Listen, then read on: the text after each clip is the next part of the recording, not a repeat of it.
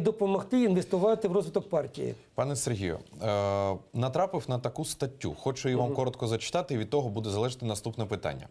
Народний депутат України Сергій Лещенко у своєму блозі, опублікованому у виданні «Українська правда» 4 серпня 2015 року, можемо ось бачити скрін, написав про так званий зліт українських олігархів. За його словами, неофіційна зустріч відбулася в готелі «Хаят» 1 серпня 2015 року. Цитую мовою оригіналу. «Это был неформальный слет бывших и нынешних олигархов, а также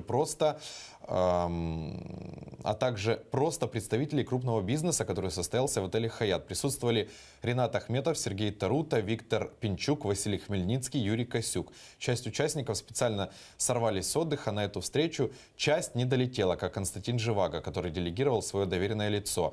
Был представитель от Евгения Уткина. Валерий Харашковский был на телефонной связи с одним из инициаторов встречи. По словам источников, все были солидарны в оценке, что в стране идет что-то не так. Главная дискуссия шла о том, как реагировать на происходящее. Часть выступила с инициативой создания новой партии, которая бы отстаивала интересы собравшихся. В числе лоббистов этой идеи называют Таруту. Кінець цитати Сергія Лещенка. Що ви можете прокоментувати стосовно цієї статті? Була така зустріч? Была и была не одна, было две встречи. И более того, саме з тими людьми, Сережа немножко все перекрутил. И, на самом деле, если бы хотел, я бы его пригласил. Она была абсолютно открытая, она была публичная. Я приглашал всех, в том числе и Порошенко приглашал.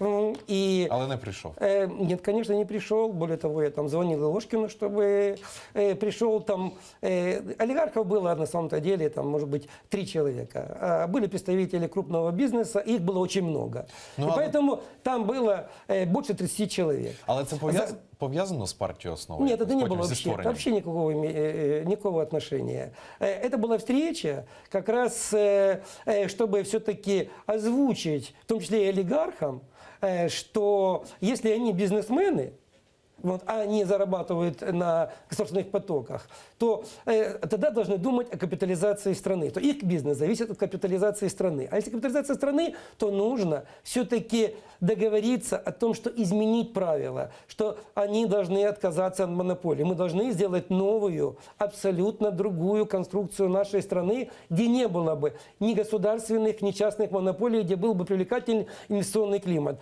где была бы высокая стоимость капитализации.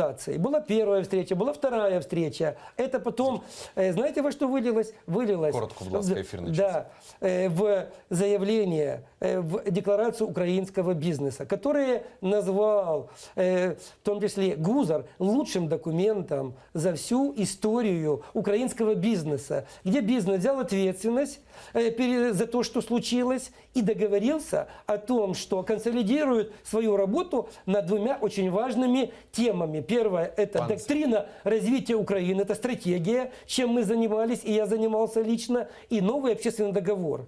И там не все подписались, не все и олигархи подписались, но после этого осталось около 30 человек. И мы вместе на сегодняшний день обсуждаем, как нам спасать страну. Это не имеет отношения к партии, это имеет отношение к консолидации вокруг той модели, которая единственная возможная, которая даст возможность развития страны. Пане Сергію, на жаль,